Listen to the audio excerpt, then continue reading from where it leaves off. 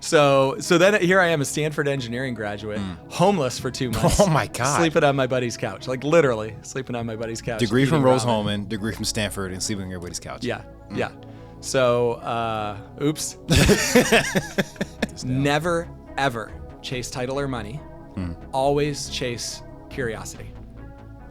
Right? Because if you chase your curiosity, you'll be learning, you'll be growing, you'll be getting wiser, and you'll be passionate, and you'll just do really well. My favorite question is the Skittles question. So anyone that's listening and knows me is going to roll their eyes real hard. Skittles question. Okay, here's the question.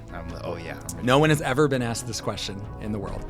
You're sure no one's ever been asked this in the world? I mean, you can prove me wrong. I would. You know what? I believe you. Let's All hear right. So let me ask you. They actually didn't think of me as a human being. They didn't think of me as Mark, the farm kid from Michigan. They thought of me as those 3 little letters, CEO. I mean, this sounds like so dramatic. Like, I'm not saying this to like feel sorry for you. It's just like weird part of the role is like you get dehumanized a bit. Yeah.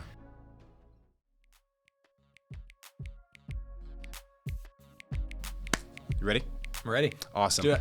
All right. Thank you so much, everybody. Welcome back to another episode of the FBA podcast where we discuss foundation, business, and athletics. We're located right here at the 16 Tech Innovation Center in the beautiful city of Indianapolis, Indiana. I'm your host, Byron J.Z. Harper II, and every guest we bring on here is special. But in particular, this is the board member of my own company. He is a CEO. He's a founder. He is a professor also at my alumni, Butler University. He is a board member and a true expert in the world of business and innovation. He's a high-growth executive, consultant, and professor as well, with the mission to help others thrive. Mark Caswell, thank you so much for being here. You also have degrees from Stanford, Rose-Holman, and Purdue. And Instituto de Empresa. There you go. Yeah. Educated Purdue. idiot is the term you're looking for. I don't know if you know, Purdue, gold over there, white, and got the red and green for the Stanford. All right. I try to be a little creative. But you're also a father. You're also a husband. Yeah.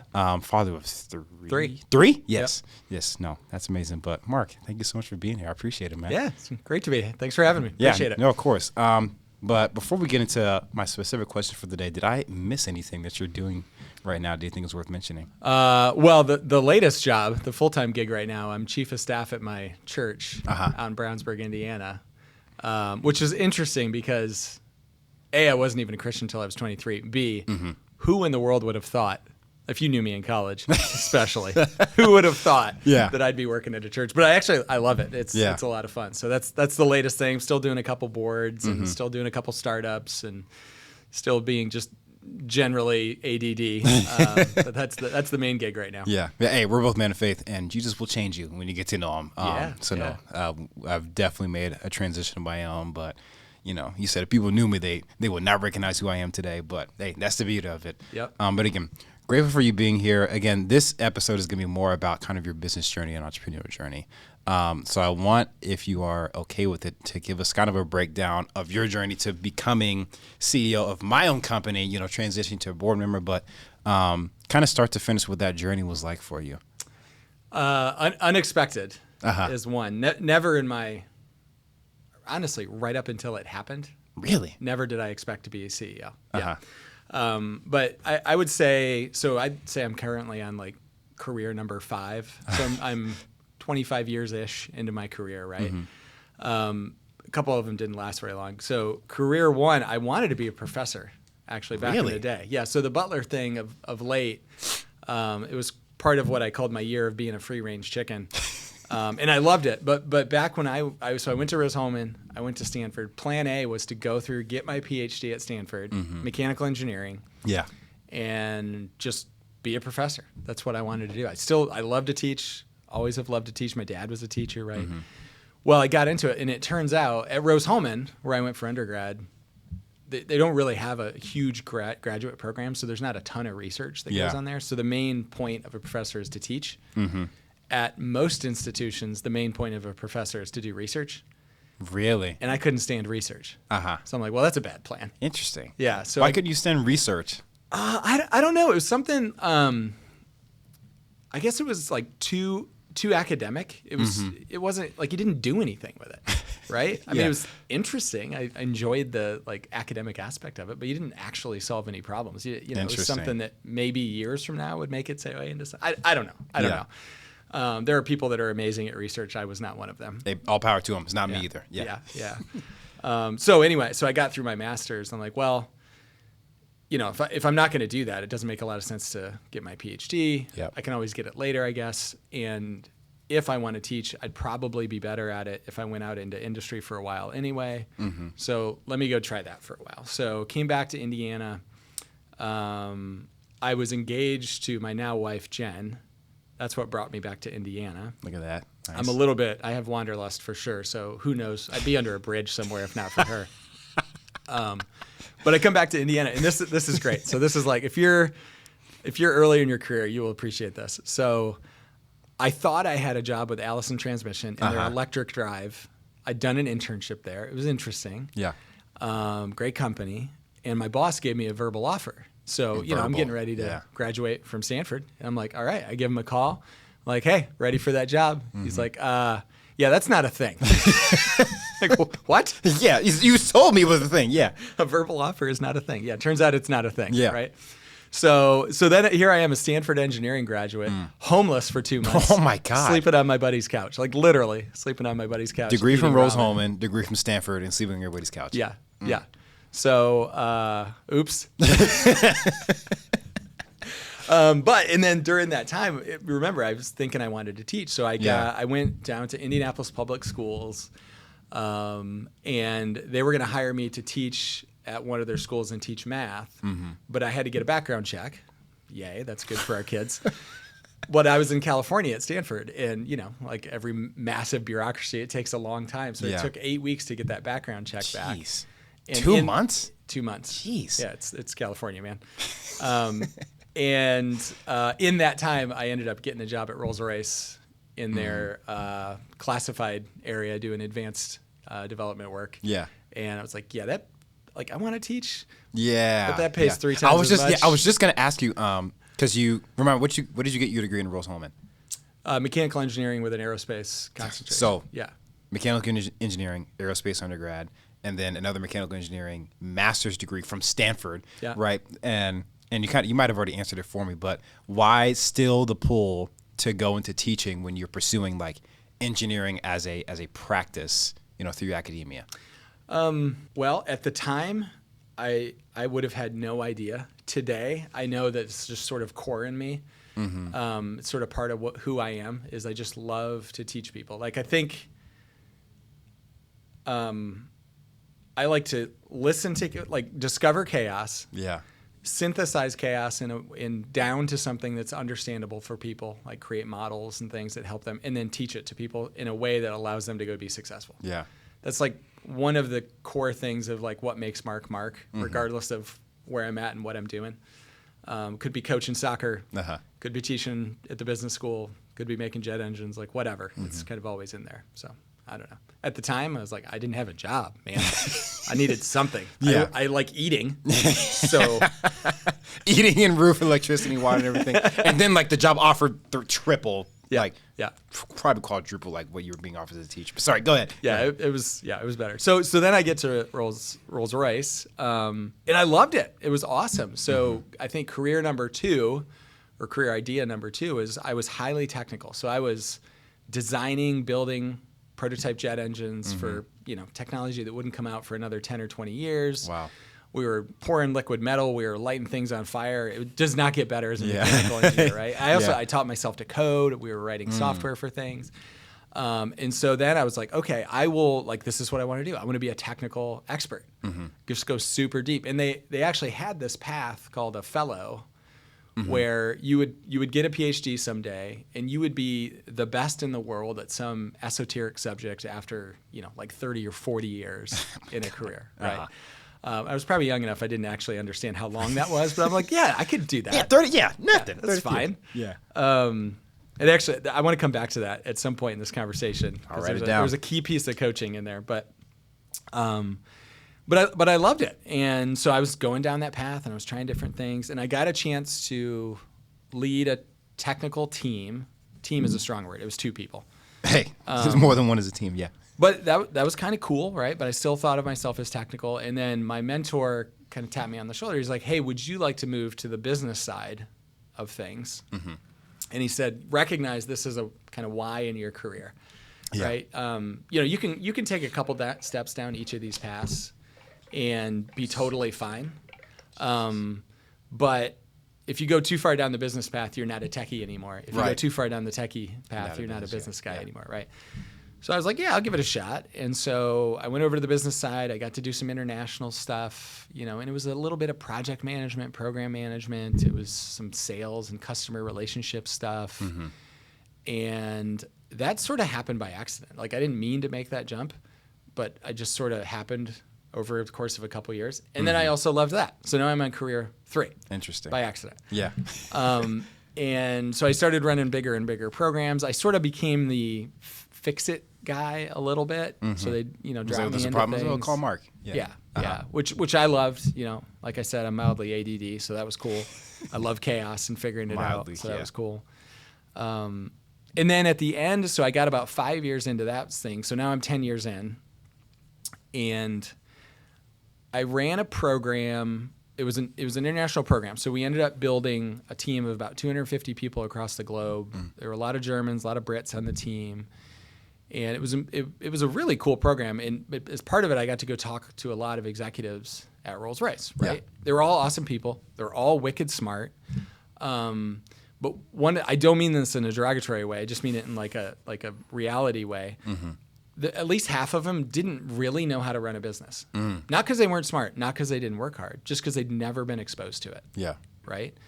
Well, I was in their leadership high potential program, and they're like, you could be an executive someday and all that. I'm like, well, if I'm going to go do that, I better not suck at it. Yeah. Right? I mean, there could be hundreds, if not thousands of people depending on me being good at running a business. Yeah. And you're paying their bills essentially. Yeah. And so I'm like, well, I gotta figure that out. And so I sort of came to this conclusion that I need to go find a small business, highly entrepreneurial, and just for a year or two, go work in that business because you'll see everything. Mm-hmm. And then I can learn what I need to learn, and then I'll come back. Interesting. So that was, I did not say that in my interviews, but the plan was to go back, right? So then I found you're going to be here? I was like, I'll be here. Yeah, it's going to be great. Decades. But so I found this little company, KSM Consulting, now Resultant. Mm-hmm. It was 18 people, highly entrepreneurial founder, Charlie Brandt, awesome dude. And I was like, well, this is perfect. So they're small. I'll see everything. Mm-hmm. I'll get to work for an entrepreneur. And also you're consulting. So you go out into all these other businesses and you see all them, right? Yep. So like, this is great. And I was correct. I did learn all the things I felt like I was missing and needed to be good at the Rolls-Royce job. Mm-hmm. The problem was I also fell in love with it. Mm. So now I'm on career 4. Yep. Apparently I'm a consultant. Like, how did that happen? How old were you when this happened? Let's see. That would have been, so I went to Resultant. October 14th of 2013. Mm-hmm. I don't know. I also have the memory of a goldfish. So I'm not sure how I remember that. Wow. So I would have been 32-ish, 34, somewhere in there. Yeah. Yeah, 34. 34. Okay, gotcha. Math is hard. I was honestly in my own head tracking, like, how long after was this thing you found Jesus? Sorry, go ahead. It was before. Yeah, 9 years before. Yeah. Sorry, go ahead. Okay, so then I get into that, and honestly, I don't know. Like, I'm a mildly ambitious person, I guess, but I didn't have like my sights set on a role or anything. I just wanted to do amazing work, and consulting was cool because you remember I like chaos, I like problems. Well, consulting is you do not pay a consultant 3 times as much as what you'd pay somebody inside your walls to solve solve easy problems. Yeah, you give them the hardest ones, and it was awesome. Like, you're getting all these amazingly hard problems. That I'm working in the public sector and the private sector. I did get fired from the state of Indiana.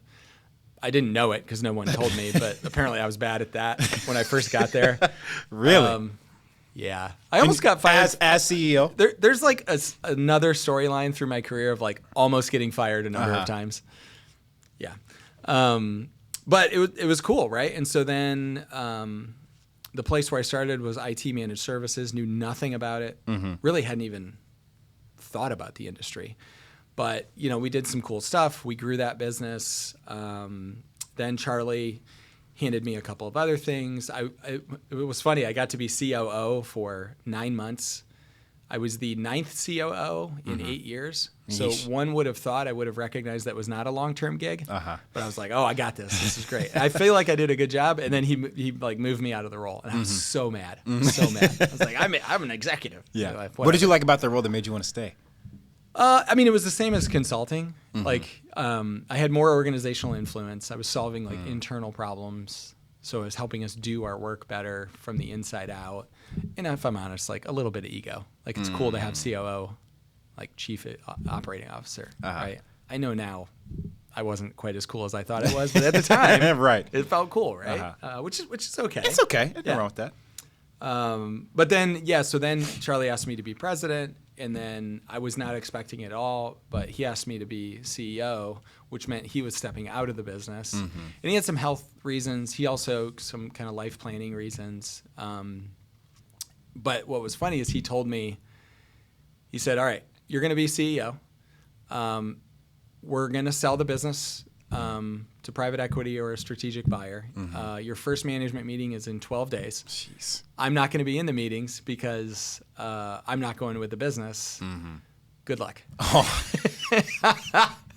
Right. And the best part was he'd never shown us the P&L of the business. I mean, we sort of knew what it was because we were smart enough to do the math, but he'd never really shown it to us. So I asked him, like, I need to see the financials. And he hesitates. I'm like, Charlie.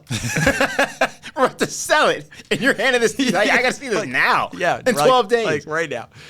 So he's like, yeah, you're right. But so then that led to the CEO gig. We sold the business twice. We bought 4 businesses on the way. About 2/3 of our growth was organic. And it was a ride, man. It was fun. And then, eventually the business got big enough that I was starting to grow out of my expertise, and I was starting to grow out of my joy, like what I really loved to do. It was getting big enough. And so I kind of went to the board and, told them that. And so we looked for the new CEO. It took like a year. Found Greg, spent 6 months handing it over to Greg. Then I went into my year of the free range chicken where I did a bunch of random stuff. And now I work at a church, which I think is 3 or 5. Is that 5? I don't know how to count that. Hey, just on to the next. Dude, that was long. Do we have time for any? Yeah. Well, one, amazing breakdown. Very appreciative. What I got from that, and we'll circle back to, you mentioned the 30-year PhD path thing. We'll also go back to that. But a lot of what I got from your journey was like, when something came up, you just said, okay. And you were just like, go for it. No. No. I accidentally at points and intentionally at other points. So probably the best example, when I left Rolls-Royce and went to Resultant, what I did is I knew the next thing I wanted to learn. Okay. And I chased that. So, and this is advice I've given to people a lot now. It's like, it's one of my like top 5 most passionate things about career advice. Write this down. Never, ever chase title or money. Always chase curiosity. Right? Because if you chase your curiosity, you'll be learning, you'll be growing, you'll be getting wiser. Wisdom takes time, by the way. That's another one. And you'll be passionate, and you'll just do really well, right? And so the money and the title and that stuff will follow your curiosity. But if you lead with money and title, which I've done a couple of times in my career, it went horribly wrong. Like almost every time it ends up going wrong. And it's just not fun. That's not a fun way to live your life. You only get one run. Yeah. Okay, speech complete.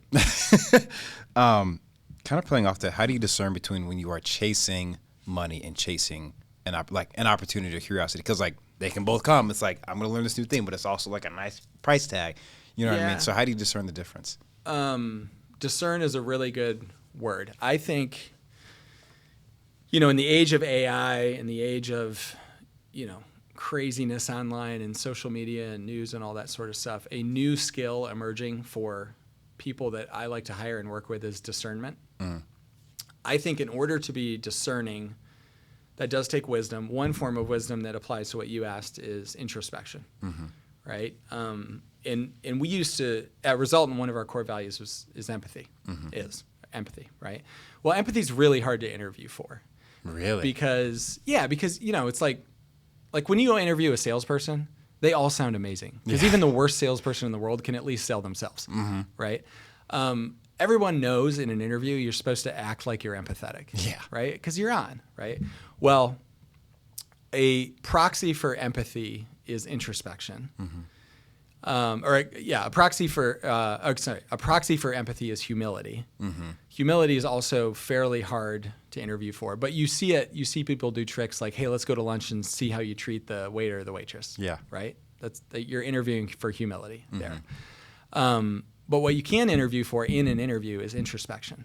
And my favorite question is the Skittles question. So anyone that's listening and knows me is going to roll their eyes real hard. Skittles question. Okay, here's the question. I'm ready. No one has ever been asked this question in the world. Oh, Jesus. We started doing it at the Orr Fellowship, so now I've expanded it.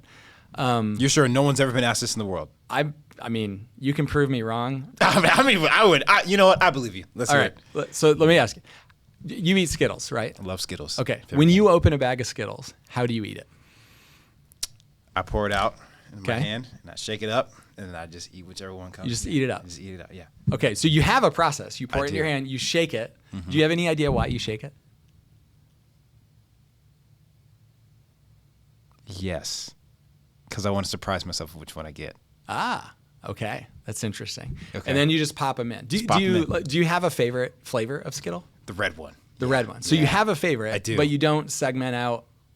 No, I don't like, because some people like take the yellow ones and they separate out and do Yep. all that. It ain't Yep. that deep. I still like the yellow, but like if I'm hoping it's a red. Okay. Like, if it's red, it's cool. So you have a process. You like a little bit of surprise. Even though you have a favorite, you don't preference it in any direction. Correct. What does that say about you? Or am I going to answer you, or do you tell me? Go for it. I think it says about me that I am open to new experiences. I'm open to surprises, but I still have my preferences. But I am not going to. I'm not going to ruin or like take for granted like everything that's given to me. So it's like I get a bag of Skittles, I'm happy irregardless. Like if I get red, I'm cool. If I get yellow, I'm cool. If I get grape, I'm cool. Like I love the red, right? But it's like if I get a bag of Skittles, I'm happy. It doesn't need to be like only red, only this color or that. But like I think when I get a bag of Skittles, I'm happy, I'm cool. I think for me that shows like when opportunity comes, I'm happy for the opportunity and not like just certain things that come out of it. That's interesting. Okay, no one cares how you eat Skittles. Is that true? Is that true of you in life? No one cares how I eat Skittles? No, like no one actually cares. Like literally no one cares. You might not even care how you eat Skittles, although you might now. Like just thinking about, so take that example and apply it to your life. Is that how you show up in life with those things you just said about you? Yeah. Okay. All right. There's the question. So I learned some stuff about you in that question. The most important thing I learned when I asked why on how you shake up the Skittles, and then when I asked what does that say about you, you did something very important. You stopped, you looked down and to the left. It doesn't have to be left. It doesn't have to be down. But you paused and you thought about yourself for a second. You're like, what does that say about me? That's introspection. In order to be, I got so literally, introspection, right? Literally, I don't care what your answer is. I only care if you're able to think about yourself, right? Because if you're able to think about yourself, you're very likely to be humble. If you're humble, you're very likely to have empathy, right? But if you'd given me some, just kept staring directly at me and given me some flippant remark, I would never hire you, ever. I'm not kidding. Seriously? It is black and white. I will never hire someone. Yeah. Interesting. I need to clip this and. Right? Because I'm looking for a job. So look, Skittles question. You heard the Skittles question?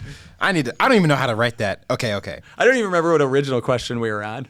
Oh, I don't either, but I'm interested. Well, I know I was going to come back to here. Oh, chasing learning. Yes. Yeah. So I think the idea is like,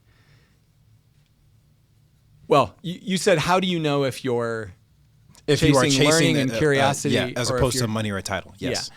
So I think it does require introspection. And I mean, definitely something I've learned as I come sliding into middle age, maybe starting to slide past middle age a little bit.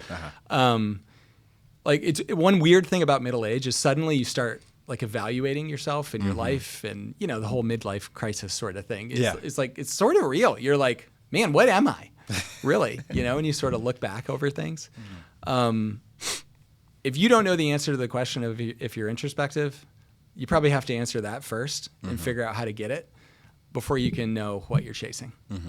And introspection, like by definition, what is that exactly? Because I know like I showed it, but like what Yeah, is it's it? being able to sort of from an outside perspective, look at yourself and your motivations and evaluate them for what they are, not for what you assume they should be or want them to be. Really like the ability to observe yourself in the way you think. Yeah. I think it's one of the reasons social media trains us to do the opposite. Social media trains us to hide what is real in favor of what is polished. Yeah. Right? I mean, in a way, like right now I'm doing something, right? I'm trying to say like smart things and all of this, right? Like go talk to my wife. Like I'm a hot mess sometimes, right? But in social media, you're like, oh, you don't put, my son scored 2 goals last night. So he, on Instagram, there's like a thing. Well, they don't show the Instagram post where he like fell flat on his face, and, Yeah. like that's what it is. So it trains you to like show the polish, not the does. substance underneath. Yeah. And you just got to recognize that, I guess. But How do you think, because I agree with you, social media does the same thing, but almost everything does it the same, right? Like even for today, like I have to show up as my best self, or at least try to, right? When you show up to a job interview, like, is that really an accurate depiction of someone because they're showing up as their best self? Like they got their resume, right? Like, how often when you're interviewing for something, you tell them all the times you almost got fired, unless you do, and you're at that point in your life right now. But I feel like social media isn't the only avenue of life. I think it's the most widespread and wide known, and honestly probably like most dangerous or influential. But I think like we do that in a lot of different phases of our lives. You think that's so? right. Yeah, we do. It's part of the human experience. Yeah. Right? We kind of put that polish on things. It's like it's hard for me to address that in a way that's going to be meaningful to everybody, because like the way I personally address that is like 1,000% Christian. Right? And it all goes back to identity. Like from an identity perspective, a lot of what you do when you put polish on things or, your best self forward, it's not bad to put your best self forward. That's not what I'm saying, right? Yeah. It's not bad to show up for an interview and like actually know what you're doing. But a lot of times when you're doing that from a secular perspective, you're sort of chasing identity. Like I want to be identified as this thing. And so I'm going to like do all I can to like paint the edges of my personality and hide the things I don't like and all that. And that's not saying you're like a terrible person underneath. It's just you like polish it in the direction of your identity. But from a Christian perspective, it's like, well, that's not nor will it ever be, regardless of how much you fake it, your identity. Your identity is you're a child of God, made in the image of God, right? You are created by the Creator to be creative. Like there's all these sorts of things. And then, so for me, once and I was 23, it took me a hot second.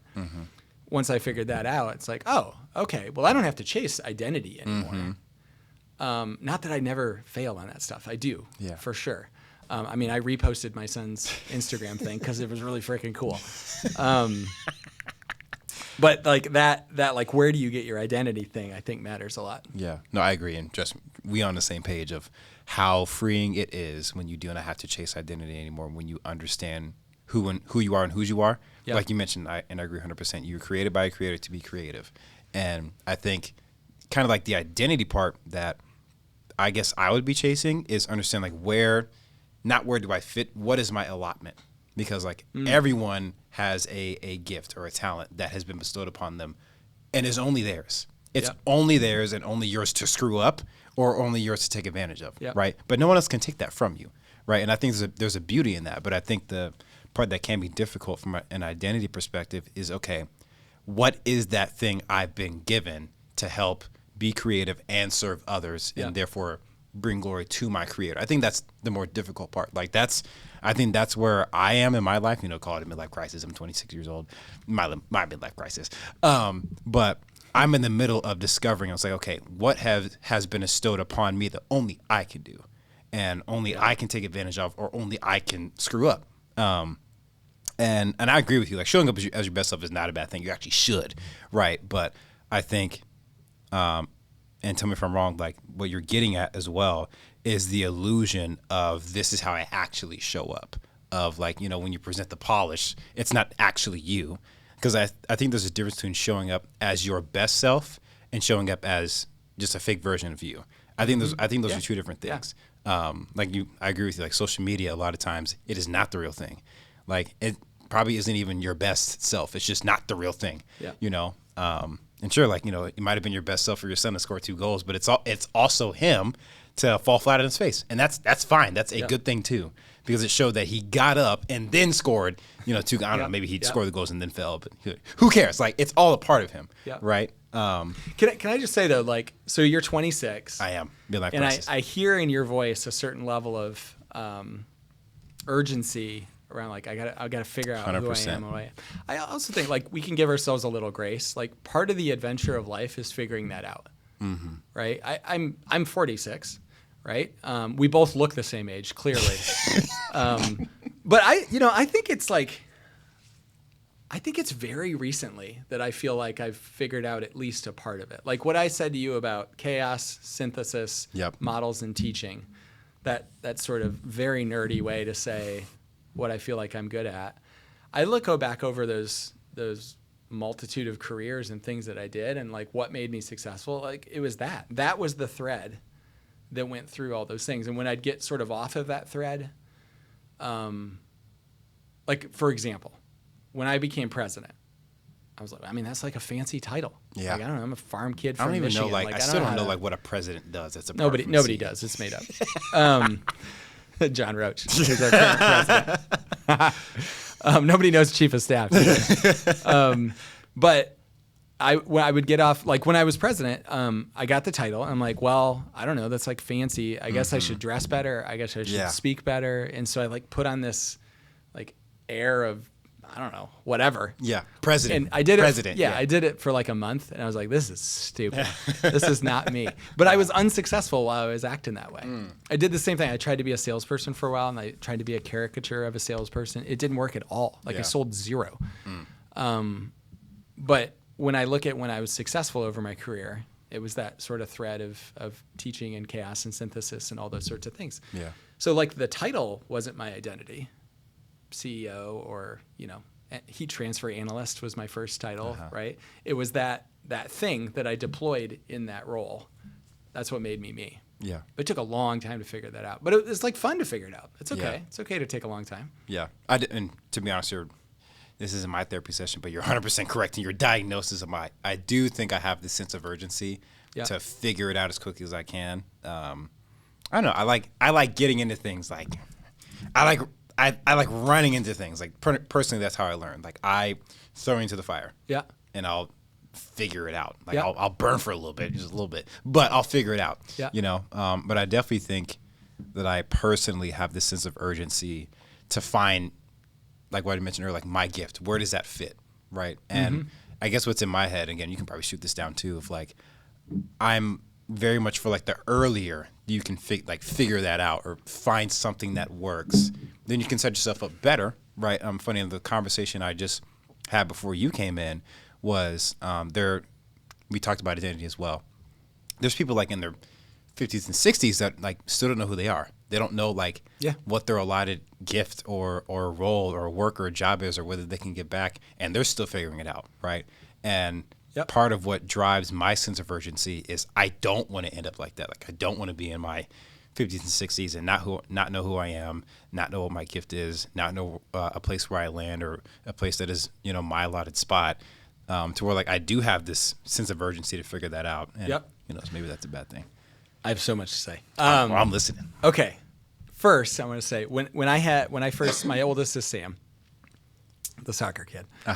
When he was a toddler, I remember I was freaking out at work about something, and it is the best parenting advice I ever got.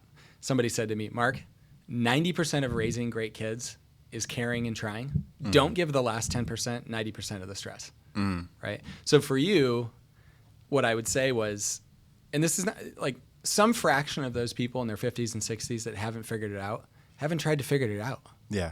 They weren't introspective. They weren't curious. They didn't try to grow wisdom over their lifetime. They just sort of existed, right? Well, you might not figure it out if that's your approach to life, right? Yeah. But here you are at 26, wicked curious, trying to learn, hosting a podcast for Pete's sake, like you're going to figure it out. It's fine. Okay. All right. Now let me go to the second thing. I'm going to intersect your Skittles answer with, which I love that question. That was great. It's a good, It's a great do you agree with me now? Like no one's ever been asked. No one has ever been asked the Skittles question. No. Yeah. I need to get, I think I need to get like you sponsored. need to patent it. Yeah. Skittles, mine. I'll start wearing Skittles shirts on podcasts. I want to intersect that with that idea back to what I said about the 30-year career. Okay. One of the things I taught at Butler, I was called it one of my dad's speeches. So I would ask, the Butler students, they were 22. They were seniors, right? So I'd ask them, how old are you now? I'm 22. I said, okay. When do you feel like in your life you became sort of like your own person? Mm-hmm. So you were pretty like fairly, you had your own thoughts that were different than your parents. You started to do things for yourself and all those kind of stuff. And most people sort of say like middle school-ish. Yeah. So I said, okay, for easy math, let's call that 12. Yeah. Okay. So how long have you been your own person? Not a trick question. The answer is 10 years, 22 minus 12. Okay. I said, okay, hold that for a second. When do you think you'll get to retire? Right? And most people said 65. And I say, you don't know government if you think that's true. You're going to be at least into your 70s. But again, for easy math, let's call it 72. All right? If you start your career at 22, you're seniors, you're about to start, and you end at 72, how many years is that? Again, not a trick question, 50. Okay. Now, 10 years you've been your own person. Does it feel like forever ago that you were a middle schooler? Forever, yes. Yeah. Are you a massively different person than you were when you were? Of course, right? Well, guess what? If that's forever, you have 5 forevers in your career. Yeah. Right? Like it's hard to conceptualize when you're 22 just how long your career is. I mean, I'm an old dude and I'm not even halfway. Yeah. Right? It is hard to conceptualize how long it is. So yes, we should have urgency. But we don't have to put so much pressure on ourselves. Like you have more time than you think you do. Yeah. Right? You can't not try to learn, but you also don't have to put all this pressure on yourself for it to happen by the time you're 29. Yeah.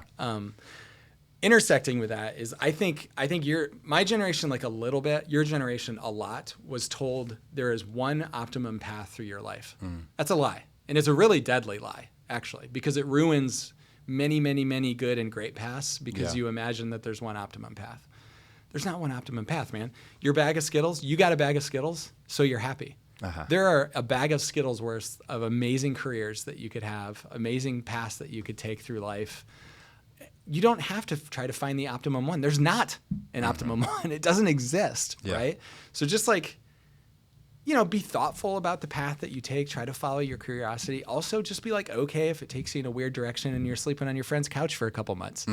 Like all of those can be great. The key is like whatever path is in front of you, like make it great. Yeah. No matter what it is. Yeah.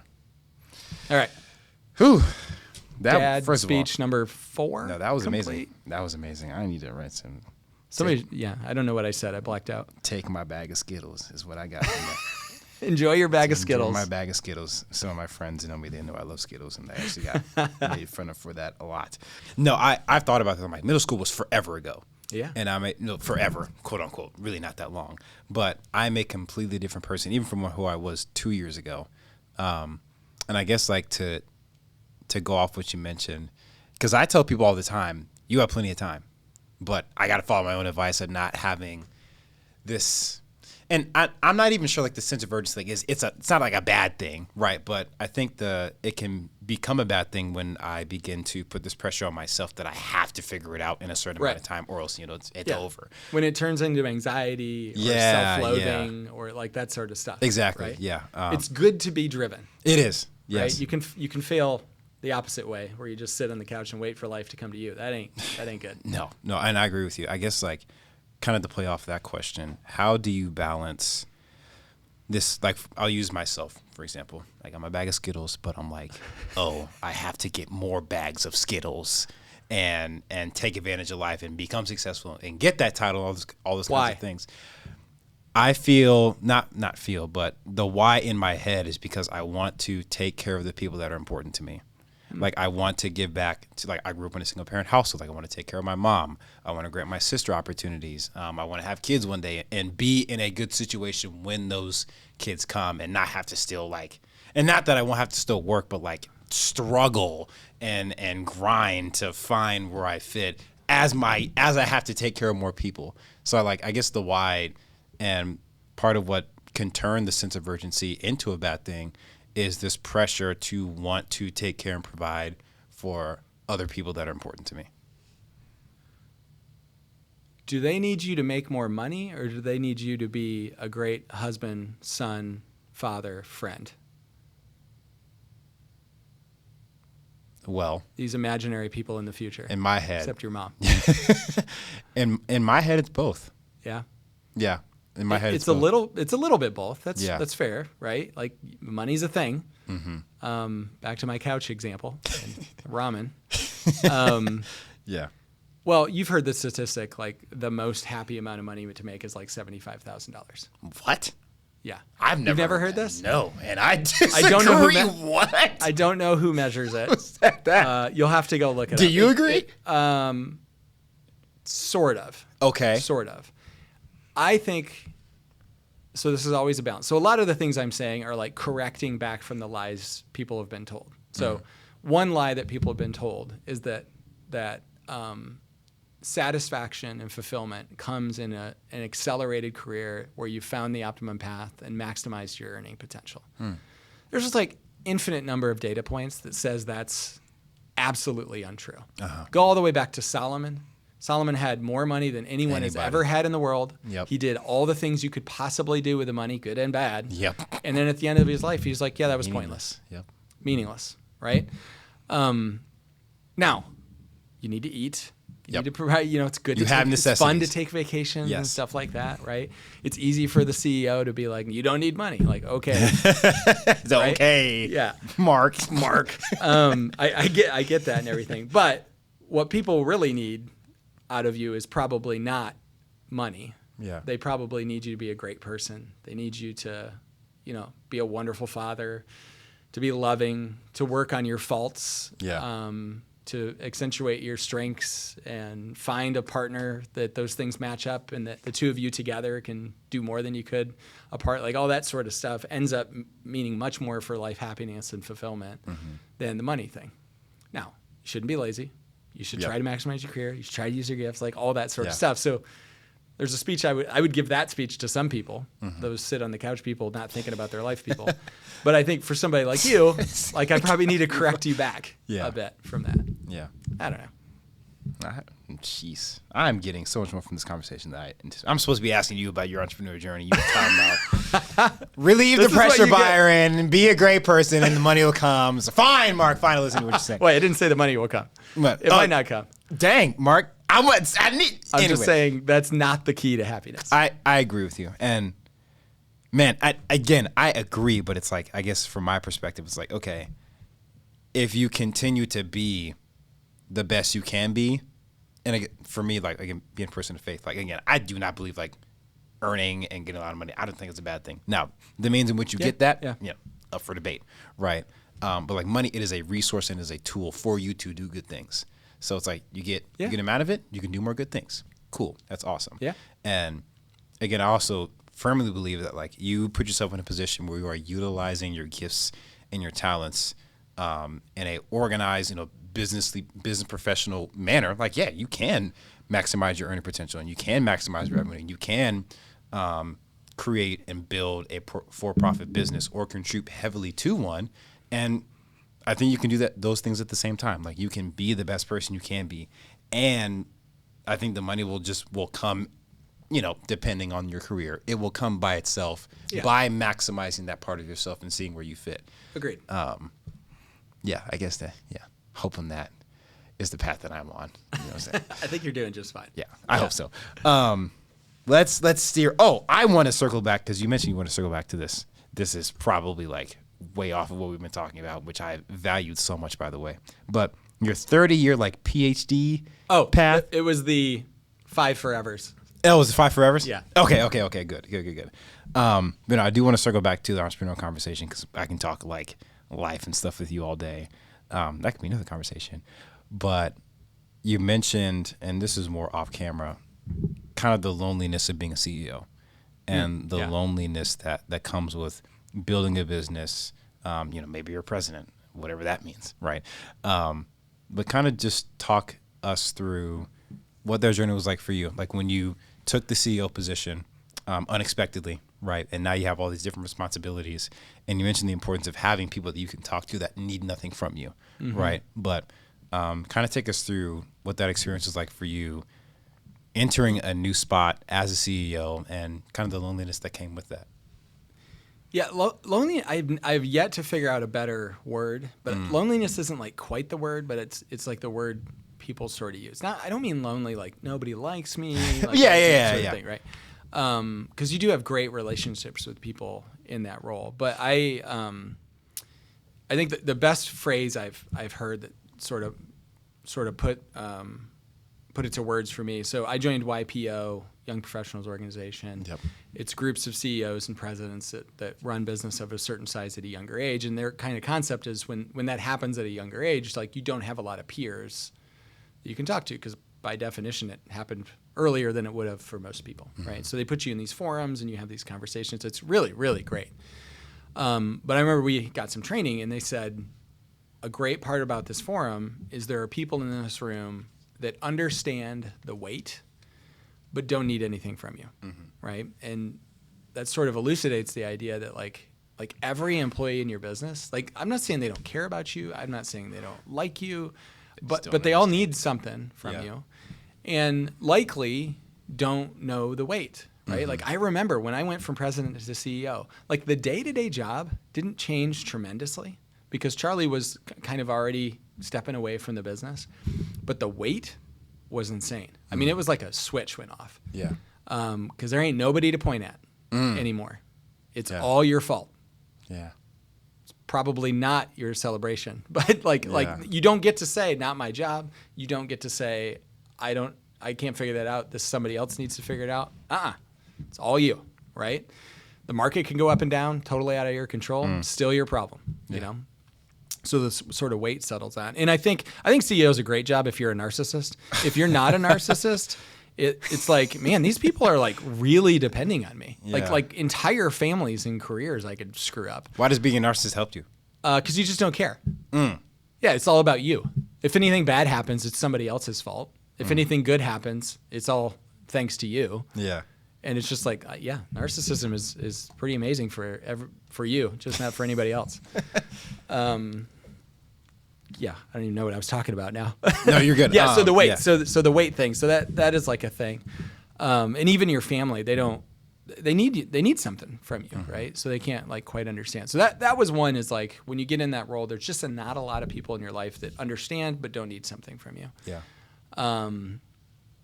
The other side for me, I remember, I think we were around like 250 employees.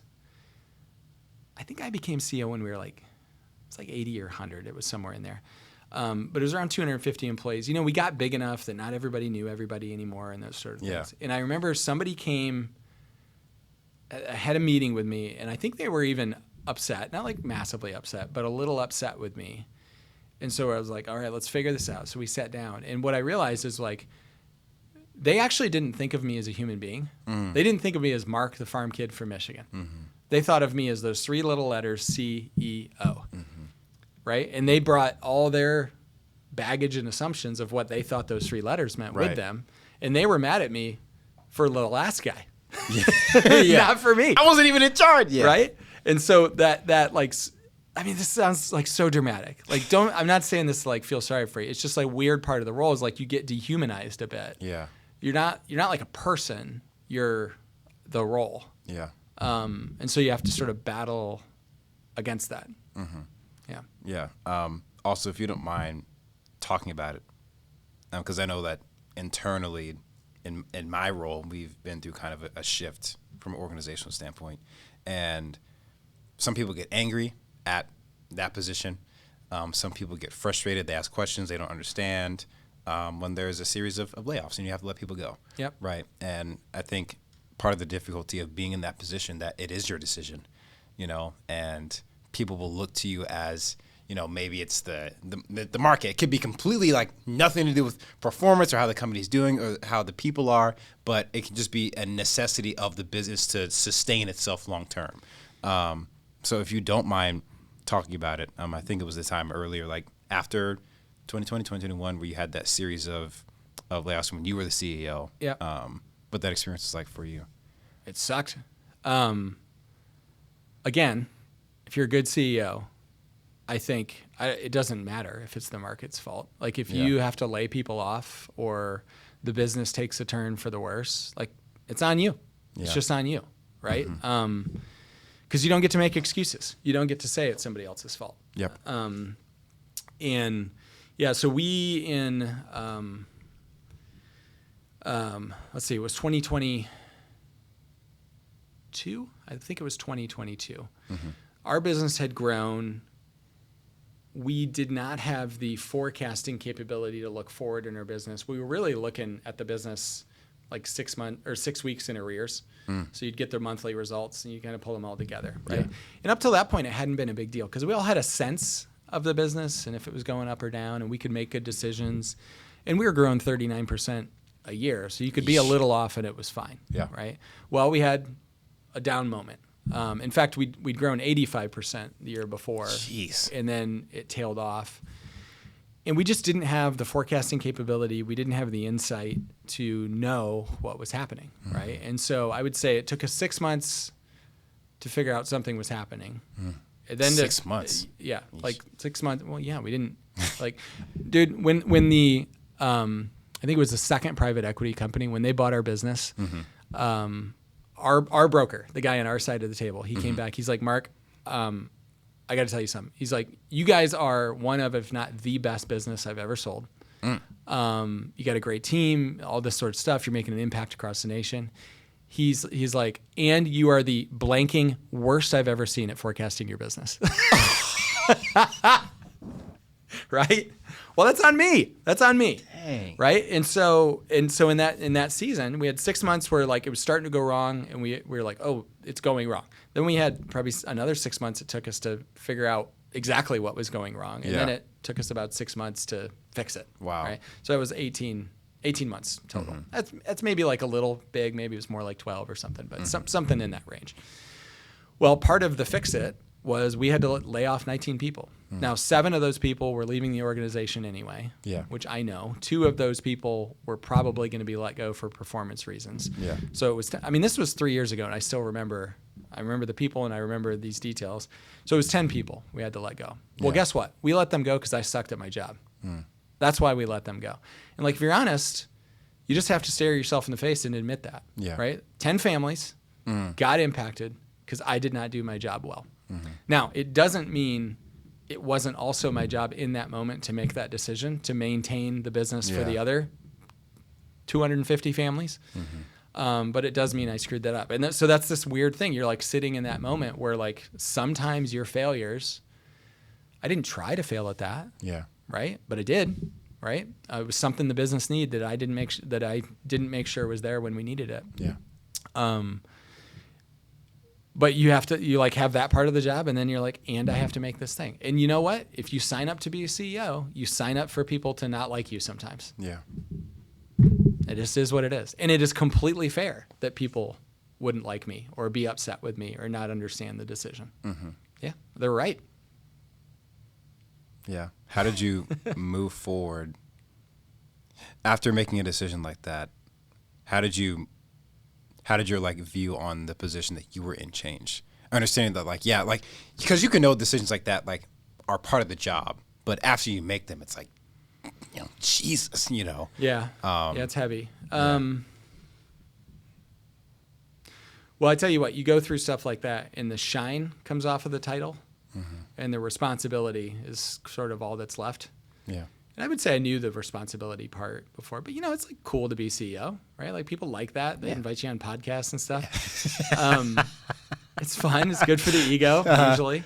But the shine sort of comes off and you're left with the job, and you really have to evaluate if you're the best person for it, if that's what you're equipped to do per your discovery of yourself over your life. And you end up sort of feeling called to it instead of attracted to it. Like it's something that you are responsible to do, but not something you pursue or want to do. Yeah. Yeah. Well, so eventually when we got up to 500 people, I stepped out. And I think part of that experience back then and the shine coming off of the job allowed me to see that the business needed a new leader for a new season. So that's Greg now. And I still agree with that decision. And Greg's doing a good job. And he just went through also a really hard thing that he would probably agree with me. He would also agree, like, yeah, that's probably my fault, right?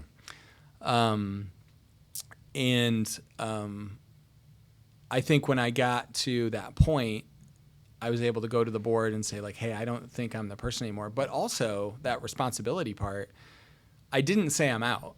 What I said was, I don't think I'm the best person to lead this company forward. Not like tomorrow, but I don't know, a year, 2 years from now, like at some point, right? When I think about the next era. And so we need to find the next leader. And it took us a year and everything. And then we spent like kind of 6 months transitioning. But I also said to them, like, if we don't find somebody, like, I'm not leaving.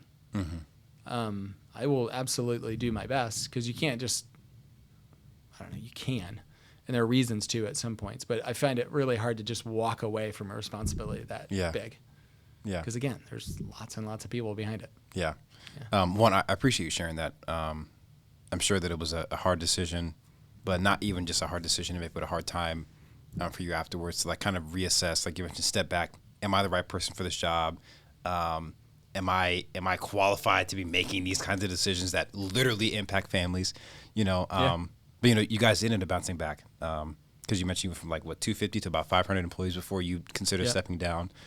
So clearly there was a comeback on your part, which turned out to be good for the business. We figured it out. Yeah, you figured it out. And I guess I'll ask you too. Judging from watching, you said it was Charlie before you? Yeah. And then it was you, and now we have a new CEO. What do you think are prime qualities a CEO needs to have, or someone needs to have to become a CEO and do it at least successfully or well? Well, those are two different questions. What do you need to become a CEO, and what do you need to do it well? Because you can become a CEO based on ambition and drive. That doesn't necessarily mean you'll do it well. Yeah. So I'm just going to ignore that question. I'll ask the do it well part. You kind of have to simultaneously hold the future in your hand and the present in your other hand. And it's sort of weird, like, your job is to imagine the future of the company. And you don't know what it is, right? But it's to imagine what it could be and kind of, and I say your brain sort of like lives 3 to 5 years out. Yeah. You're thinking about where the market is going and our capabilities and like all that different stuff, right? But you're kind of holding 3 to 5 years out. But you can't dump that on everybody in the company. You can't even dump the whole thing on your executive team. You have to hold that in your mind. And then in the present, you have to do things that help the present be successful, but also sort of move you toward that future. Yep. But then they're both sort of always shifting.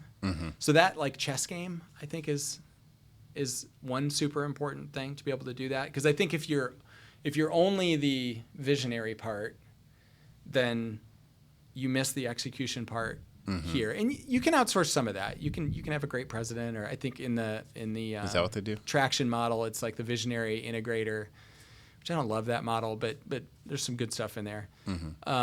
Or if you're purely based on execution, you can just execute your way right off a cliff too, right? But you'll look good on your way down. So I think that is one. And I think it is rare to be able to hold the future in your hand and to be able to like deliver on the today. Yep. That's a difficult skill. I think another key,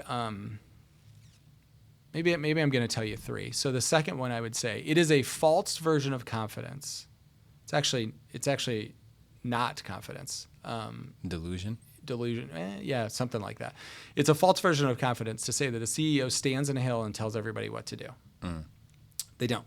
I mean, some do. But there is not a CEO in the world. Elon Musk does not know everything to do at all times with perfect clarity, right? I think a true version of confidence is a CEO that stands on the hill to say, I will accept responsibility, but I need the team to help me figure out what we actually go do. And I'm going to say we're going to go this direction, but I'm also going to tell you I'm not like, there's some parts that I don't quite understand yet. Yep.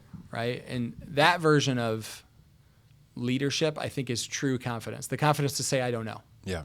Right? Or I'm not quite sure. I think that is helpful in a CEO. You also can't dither, though. You still have to make decisions. Yeah.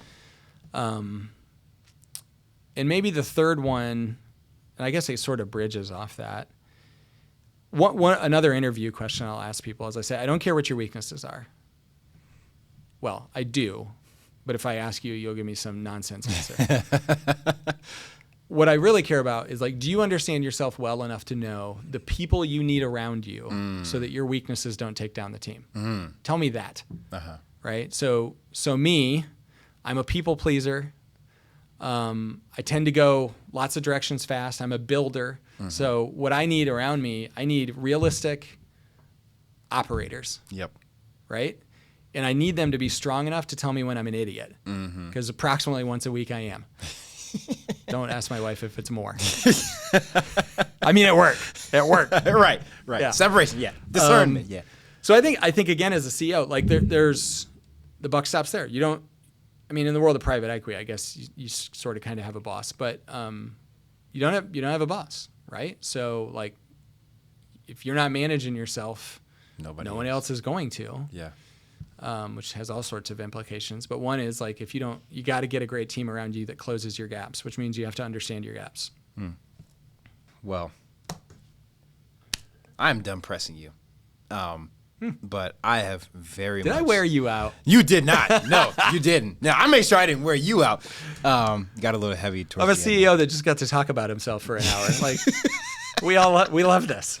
It's like our thing. This is our thing. Slightly ADD. But no, I've been very grateful for this conversation. I didn't know it was going to turn into like a secondary dad therapy conversation about Skittles and introspection. But I now have a new trick. All right. I'll make sure I credit you for that. Mark Caswell. You don't have to give me credit. Yeah, Mark Caswell. Unless I get a sponsorship from Skittles, in which case they might sue you if you don't give me credit. Hey, don't make the partnership without me. Okay. All right. You're in. But no, I'm very appreciative for your insight, for your wisdom, for your mentorship of me personally as well. But also the things you got going on in your own personal life. It seems like you're doing some really, really good things for your own personal church, but also for the community. But no, I appreciate you, Mark. I really do. Yeah, this was a fun conversation. Yeah. I think it's cool that you have this podcast too. Hopefully it's helping a lot of people. I hope so too. Last video got about 40 views, so at least 40 people. I love it. Yeah, at least 40 people, I think, got something from it. We'll see. But no, 17 of those were your mom. It's over and over. Mom, stop. I love you, but stop. You're screwing up my metric. You're screwing it up. But thank you so much, everybody, for tuning in. Thank you, Mark, for being here. Tune in next time for maybe you'll come. Actually, no, you got to come back at some point. We got to talk about this whole thing called faith in Jesus. But no, I appreciate you being here. Appreciate everybody listening. But thanks, everybody. Tune in next time. Peace. See y'all. Amazing. Ooh, I always get my guests a little dap before they go. Oh, that's awesome, man. Oh boy. That was fun.